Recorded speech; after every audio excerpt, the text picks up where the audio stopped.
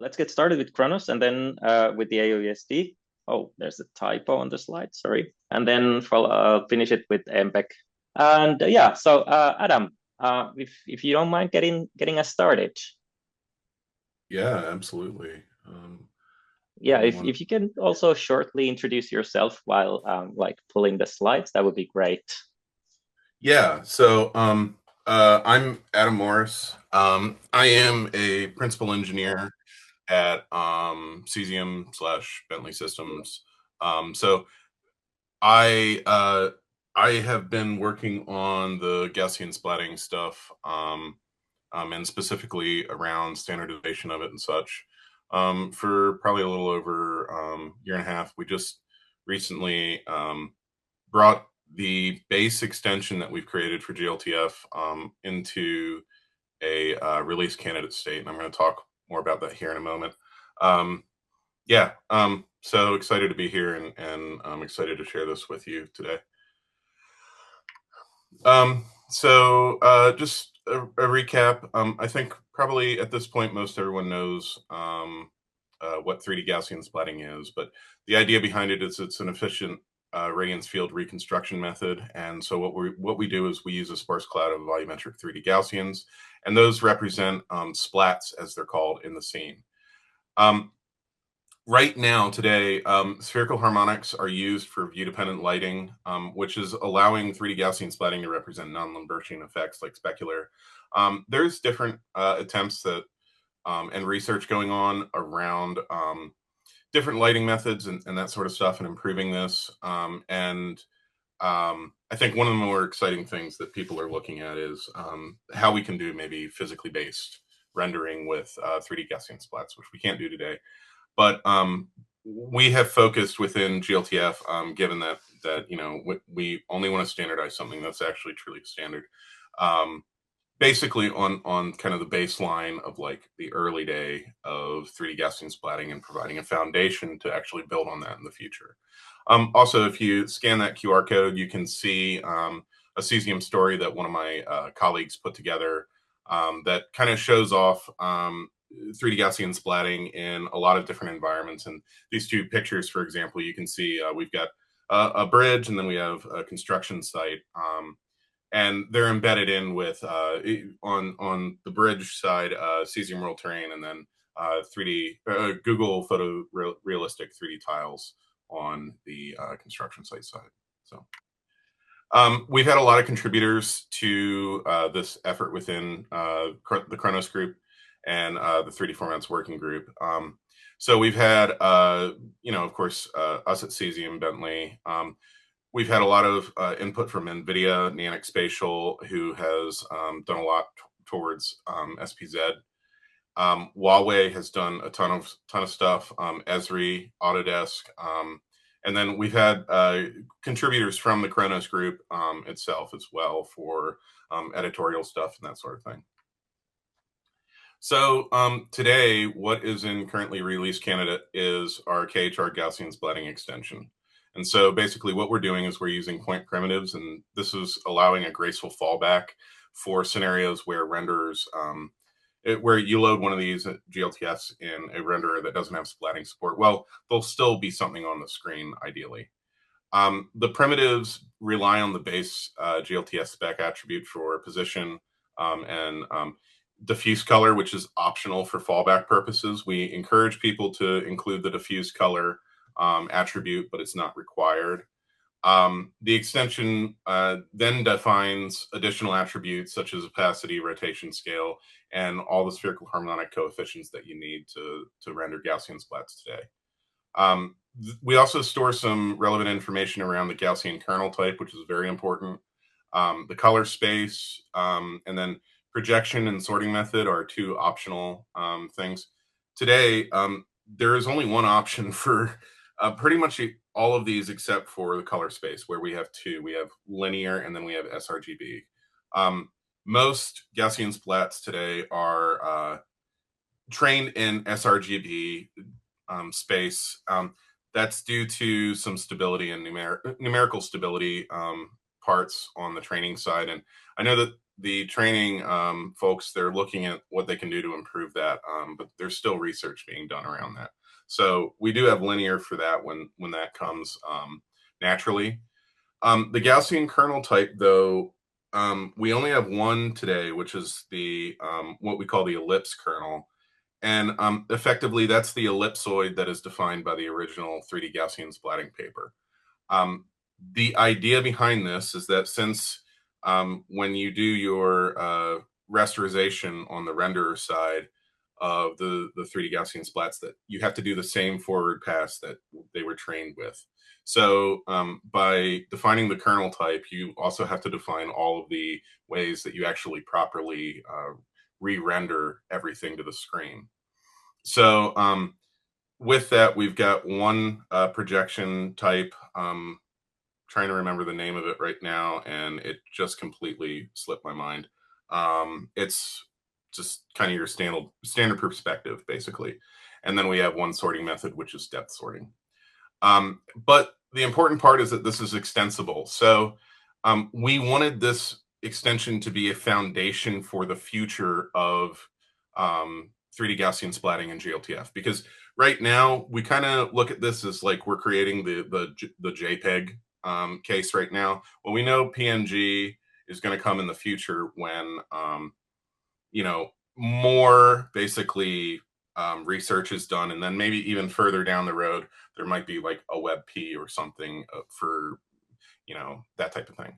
And so you can basically extend this base extension through compression.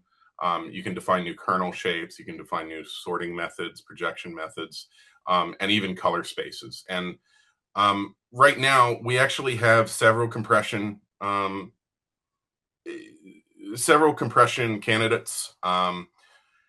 The two that I think actually have things that are open right now are SPZ, and then a new similar compression method from Qualcomm that's called LGSC, and it looks pretty promising too.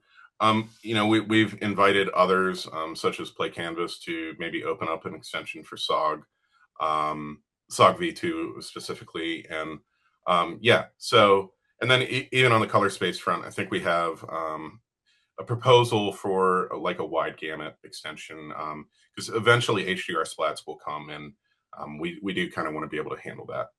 And yeah, you know, this is not a exhaustive list. Whatever the future holds, we are confident that what we've got here, it provides a good basis for that future.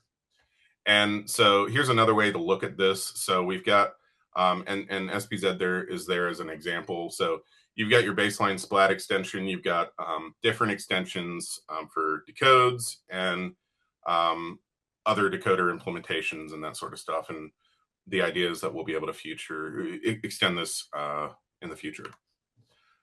We've also worked pretty closely with AOUSD folks, which I know Vincent will be presenting in a moment, so I'll brush over this very quickly.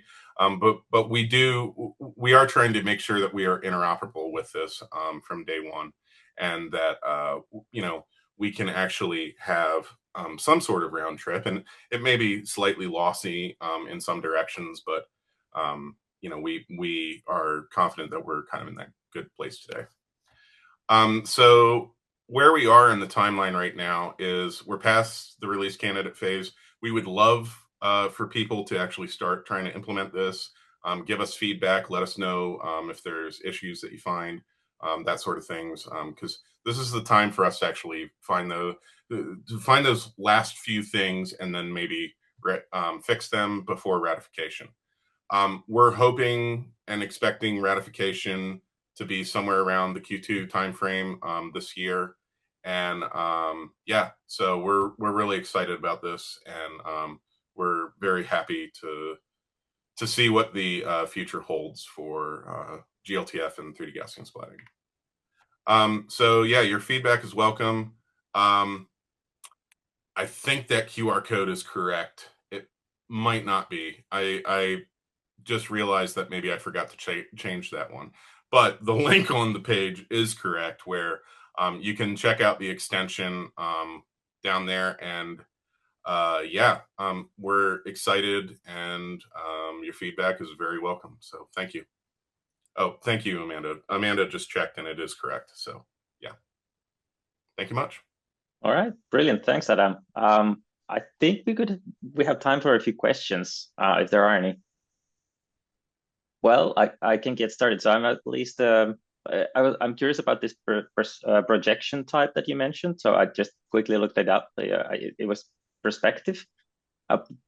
What's the kind of background on that? Why did you end up having that included also in the extension there?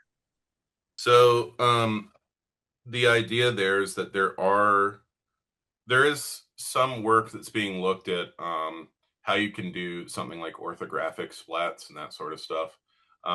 There is that aspect of research that's going on right now. The idea behind perspective and orthographic is that it does, again, because of the fact that the forward process, that forward rendering process is part of the that's part of the training. That's how you basically redo that math, and that's how you re-rasterize it on the renderer side. So if it's done in orthographic space, then we're going to have to actually re-render everything with an orthographic projection, where the Jacobian is maybe changed, and how you're actually doing your view dependency and all that stuff changes a little bit.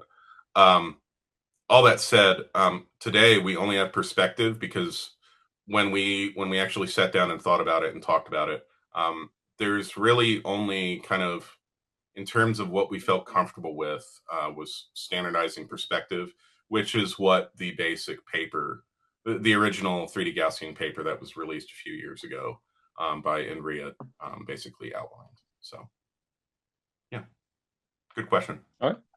Oh, great answer. Then I think Joachim was first. So Joachim. Yeah, thank you for the presentation. I have a question, how you imagine the deployment. So I know that in glTF you have these extensions and some are mandatory and some are not. So how do you position this Gaussian splat? So do you think at some point this Gaussian splat will be an integral part so that really every software can decode it, or how do you see this one? So officially within the 3D formats working group and our official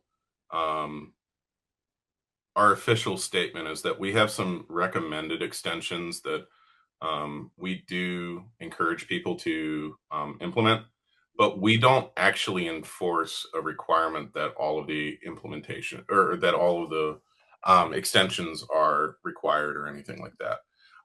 Typically, I think the community self-regulates itself very well there, and any of the KHR underscore extensions that are kind of the base extensions, they get implemented.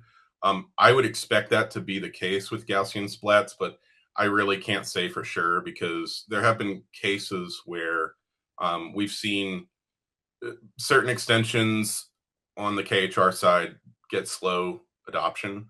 A really good example of this is texture transform, which I think most of us here would agree that like texture transform is pretty essential.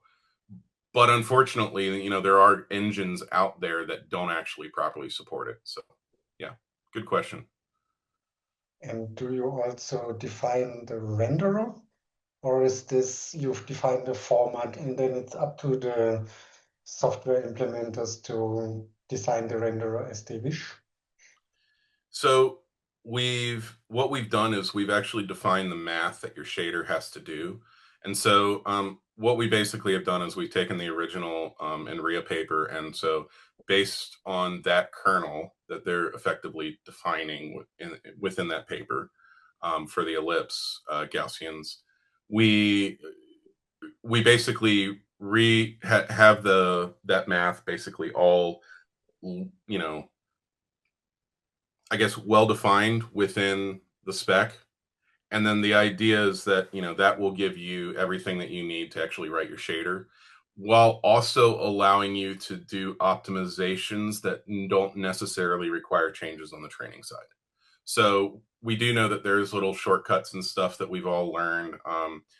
you know, you can do some pretty sneaky stuff on the renderer side with spherical harmonics to make them a little bit faster and easier to render and that sort of stuff. So and then there's things like there's like portions of like stop the pop that you can do with the original with splats that are trained using the original method and everything. But yeah, that's really the only definition that we do. Where you would need a new kernel explicitly is, you know, if you actually start doing a different training method, well, then you would define a new kernel extension for that. So yeah, good questions. Great. Thank you. So Ian, Mike, if you don't mind, maybe hold on to your questions and we can maybe circle back to you. I think we need to move on to the next presentation, or actually you can take it into the chat and maybe Adam can address them there. So with that, let's move on. And Vince, you're up next. Well, hi, everybody. I'm Vince Caux-Brisebois. I work with NVIDIA, and we're just going to talk about USD standardization around particle fields or Gaussian splatting, and I'll give you a bit of the NVIDIA specific perspective with some of the story and evolution of the standard over the past few months. So I'll go over this very quickly. I'm sure you guys all know what splatting is, but it's one solution to the problem of solving for novel views given multi-view imagery. And Gaussian splats solve this by filling a scene with lots of tiny little semi-transparent ellipsoids or particles. Each particle has specific properties: position, scale, rotation, transmittance, and irradiance. And the cloud is adjusted in an optimization problem until the back projected splats look like the imagery.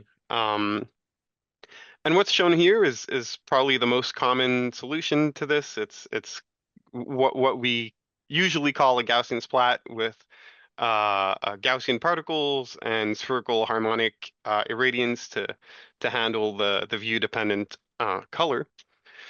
But there's lots of research ongoing, and 2D surflets are a very common alternative to 3D Gaussians, and DRKS is an extension to that, which defines parametric and learnable kernel shapes, which is very cool. Spherical Voronoi is an alternative to spherical harmonics, which is showing lots of promising results. Then there's, of course, a whole other branch of particle fields for relighting and inverse rendering that try to solve for material properties on the particles and illumination instead of radiance directly. At NVIDIA, our use case for Gaussian reconstruction and what drives a lot of our development around this technology is integration with the Omniverse platform used to simulate robot actors and ultimately train policies. Robot policies are often tuned or trained or fine-tuned using reinforcement learning. And the GIF here on the right is an example of like a humanoid thing learning to run. So you can imagine that a policy is initialized randomly, and we teach this thing to run by penalizing failures like falling and rewarding success through some objective function like speed or total displacement. Unlike LLMs, though, there's not a whole lot of training data out there for robots. Training data is expensive to get. So training in robotics relies heavily on simulation, and sensor fidelity is critical to avoid out of distribution observations and leading to real world failures. This issue is broadly referred to as the sim to real gap, and splats can help us mitigate this since they enable high fidelity simulation of a very popular sensor, the imaging cameras. Boy, do you see that? Okay, there we go. So here's one example where we can see a robot exploring a Gaussian environment showcasing realistic novel view synthesis. The robot's camera sensor can be accurately simulated, and the robot doesn't know this is a simulation, mitigating the sim-to-real challenges.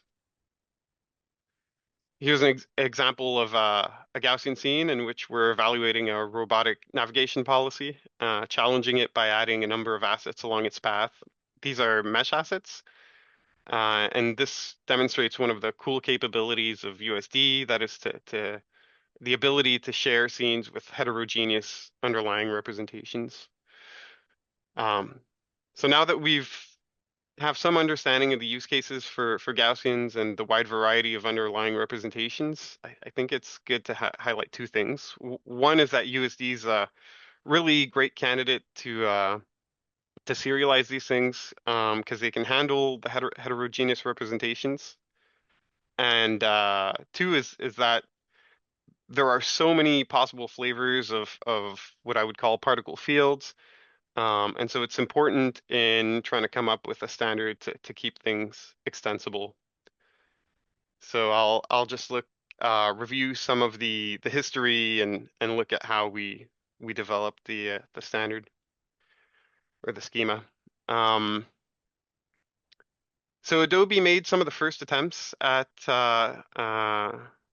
handling Gaussians and splats in USD via a third-party plugin mechanism, which extended geom points, mapping opacity to display color, circle harmonic albedos to opacity to display opacity, circle harmonic albedos to display color, scale to width, and then rotations and circle harmonics were handled via primvars.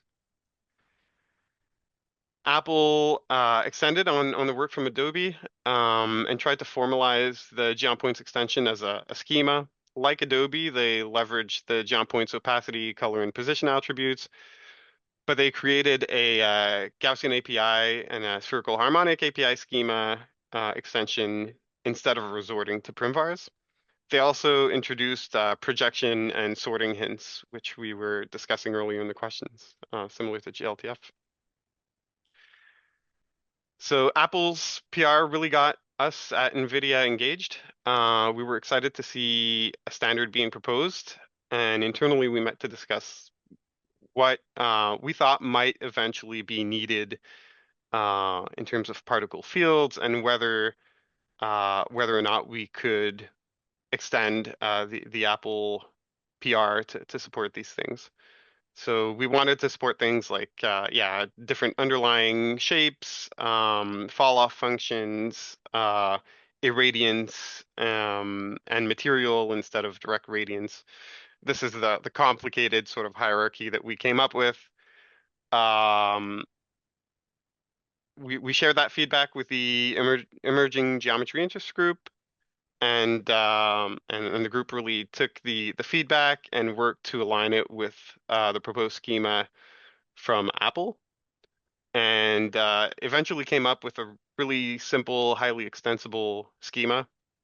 This is a graphical depiction of that schema and how it works, and it's a set of API schemas that can be used to compose an underlying representation.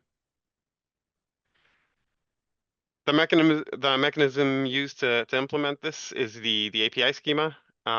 Here we see an explicit position attribute defined in simplified schema. First, the particle field is declared inheriting G prim, and then the position attribute API with an array of points is declared. The 3D Gaussian splat definition, which extends particle fields, then prepends the necessary schemas, including position, but also, orientation, scale, opacity, and all these things. So this is kind of where we're at. We have basic schema, and that's great. But I think there's still a lot that we can do. We can chase deeper integrations, updating the PLY loader from Adobe, mapping glTF Gaussian splatting extensions into USD. And then we can start building on this schema, explore various kernel geometries, fall-offs, and radians. The composability of the applied schema should allow for really quick prototyping and iteration. Custom render delegates with the built schema would be great, as Lee from Apple suggested. With the current example renderer, the experience in USD view is that of a beautiful time lapse of splats, meaning it's not super efficient. So yeah, with that said, I'd like to thank all of the participants in the emerging geometry group. A lot of folks from Adobe, Apple, NVIDIA, Pixar, and Netflix Animation Studios. So yeah, thanks, and I can take some questions. Great, thanks, Vince. Yeah, Ian, hand up already, please. Yeah, great presentation, Vince. I guess a question in the do you have like physics sort of tied or coupled with the Gaussian splats there? I noticed on the robot example you gave the robot walking around would seem to need to have a floor or something like that, not to just wander off in any direction. So is there any physics associated with it as well? Maybe bounding boxes or surfaces? Yeah, internally we've developed extensions to handle things like simplicits, if you know the paper, and VOMPs. But I believe the example you saw just had sort of a ground plane camouflaged under the Gaussians. I see. Yeah, it relates a bit to the other question in the chat about bounding boxes and things like that in the extension, in the Gaussian extension, because those sort of things would be useful for kind of physics of the of maybe the splats. I'm thinking more of the splats being an object rather than a background, but you know, having bounding boxes or spheres or such like allows you to interact and not walk through them and things like that. Interesting. Yeah, I think that could be something we could add. In most of the applications we've been working on so far, we've just kind of set a different prim for the different objects that we care about, and then a bounding box could be pretty easily inferred. But if there'd be interest in more complicated geometries, that's something we could look into. Thanks. All right. Any other questions? If not, let's maybe move on, and we can circle back to any questions after the next presentation. So yeah, then the MPEG update. Which one wants to go first, Marius or Patrice? We'll start with Patrice, and he will play with the slides. Sure. My name is Patrice Rondao. I'm principal engineer at Nokia, and I've been working on Gaussian splat coding, standardization, exploration for now almost 2 years within MPEG. Maybe I'll let Marius also introduce himself already. Okay, yeah. Marius Preda, I'm the convener of WG7, working on graphics compression in MPEG.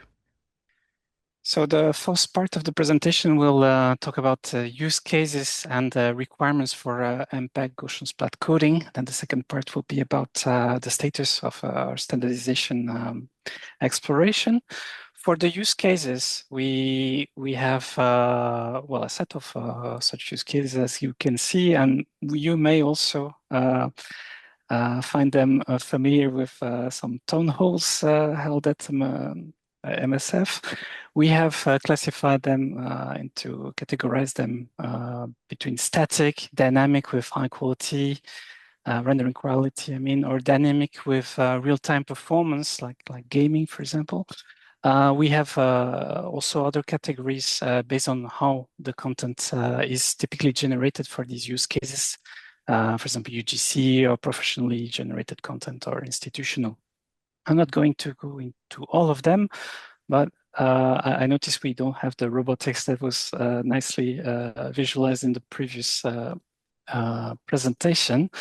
I wanted to also highlight that we have at MPEG received the interest of several companies to work on fast standardization track with the objective of having lightweight coding technologies that can be run both for decoding, encoding, and capture on mobile devices. And for this is typically static content, user-generated content, and these three use cases that you can see there that well, typical ones. You may have others as well that we are focusing on at the moment at MPEG, but we are also, of course, looking at more high performance, more complex coding tools as well. Then if I move directly to the EU requirements, this is of course not exhaustive, and I chose to focus on the lightweight. So what is our priority at the moment is to cover in the representation requirements the so-called vanilla 3DGS in real representation that is very similar to what we have seen in the other presentations. We have this take of looking at them as point clouds with extra attributes, spherical harmonics, opacity, scale, and rotation. And we also want to add support for user-defined attributes. This is our focus. We will also have alternative representation in mind. This is about, for example, not only the dynamic aspects, but other representations that are in ARIA 1. But the focus is about the vanilla 3DGS. In terms of coding requirements for this lightweight Gaussian splat coding target, the specification shall support, so it's lossy compression with variable bitrate, the possibility to decode separately a subset of attributes to allow, for example, progressive loading, the quality, scalability, level of details, special random access, the possibility to only decode parts of a scene, and then mechanism providing error resilience for transmission errors on the networks. And then, for example, metadata related to camera or rendering parameters as well. I also added links to the public documents that are related to these use cases and requirements. And then last but not least, for the requirements, we have this time the particularity of having complexity requirements for decoding as usual, but also for encoding. So that is really the take here of the lightweight case and the focus on mobile devices. So the idea is to allow for encoding and decoding on with low complexity, so that it can run on mobile devices and hand-mounted displays and typical today's devices. We have also the need for a trade-off between complexity and quality, that it can be competitive with what is available on the market as of today. We also want to limit the system memory usage, for example, to 2 gigabytes, otherwise it starts to be difficult for some mobile devices. And then if the coding approach is based on video codecs, for example, then we have this limit to support a maximum of 4 concurrent video decoding sessions. And then we have profile and levels that match the typical hardware device acceleration that you can find on mobile devices.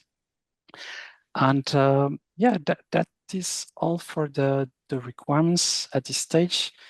And we can move to your part, Marius. Okay. Click the button. Okay, so here a quick status of what we are doing in terms of compression in MPEG for Gaussian Splat. I think it's obvious for everybody that Gaussian Splat without compression will not be very helpful. So unlike the meshes that we worked with meshes for decades without necessarily having to invent heavy compression, if people invent it, but it stays somehow topics in research, especially for point clouds and Gaussian splats, compression is a component that is absolutely needed. Otherwise, we will not do too much with the Gaussian splats, mainly because of the number of parameters. So Gaussian splats are, if we take them very simply, are point clouds with a lot of attributes. And luckily, that we already worked on point cloud compression in the last almost 10 years now. So we put them in all the sources, and I think we have a very quite good expertise in MPEG how to deal with point clouds. There are several standards about point clouds. I'm here referring to traditional point clouds, X, Y, Z, and some colors and few transparency or reflectance. And there are some standards for that are already available. If I have to summarize, there are two main approaches to deal with point clouds.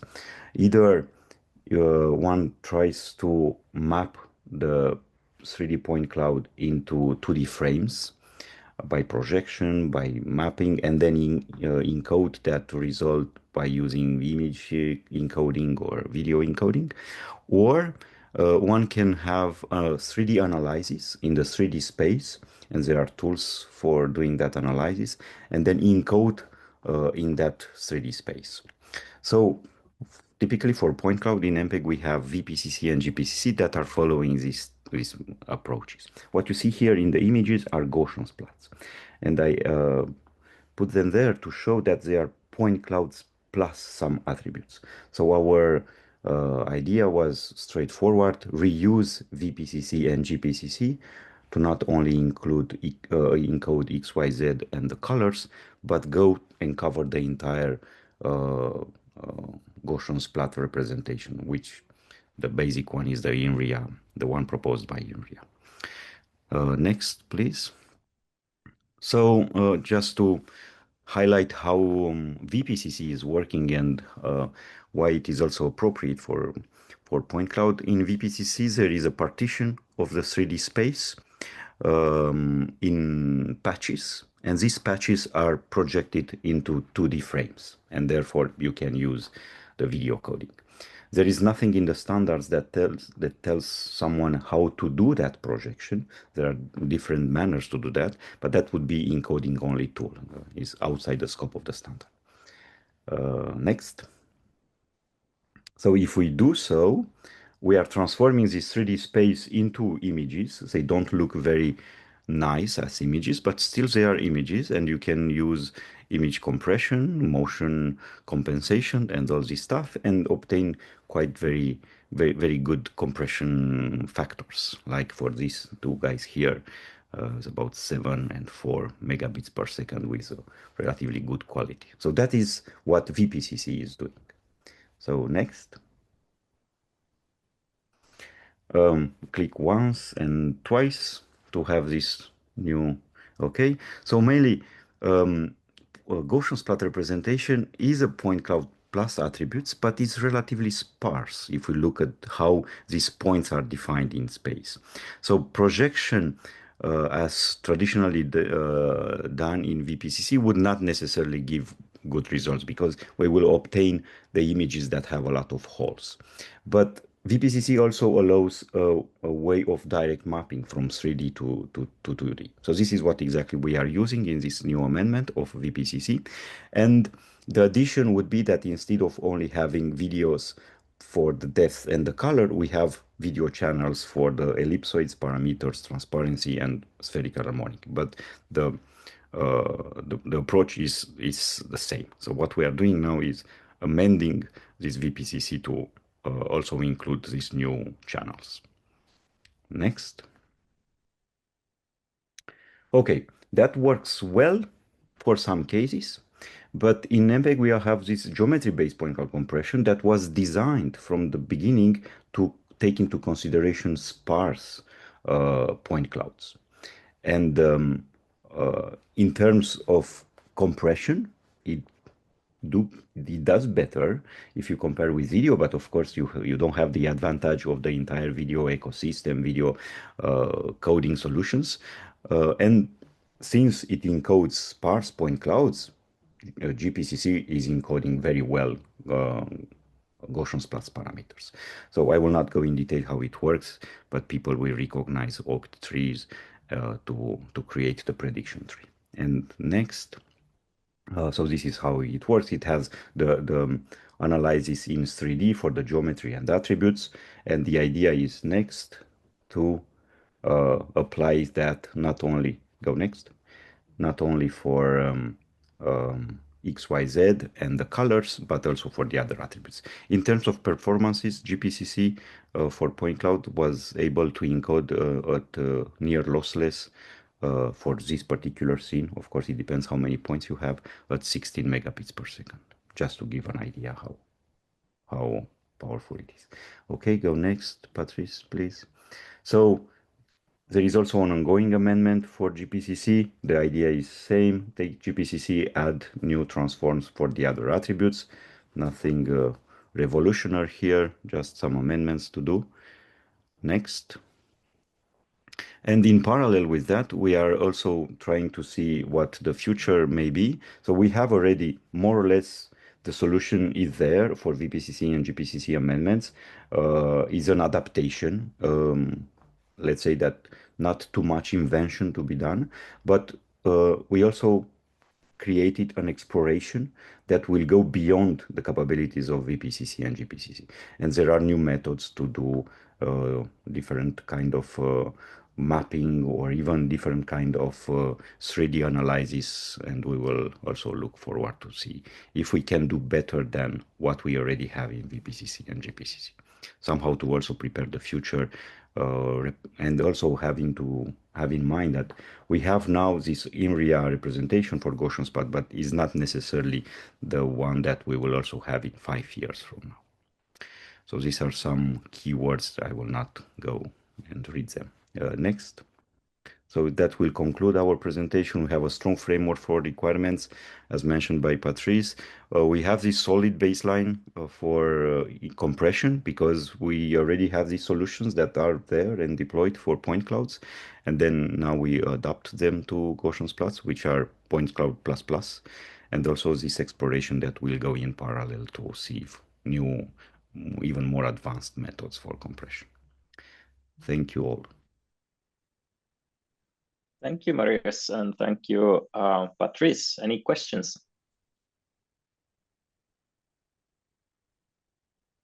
Well, I do have one. So in glTF, I think Adam mentioned that they're looking at SPZ and this other compression system from Qualcomm, was it?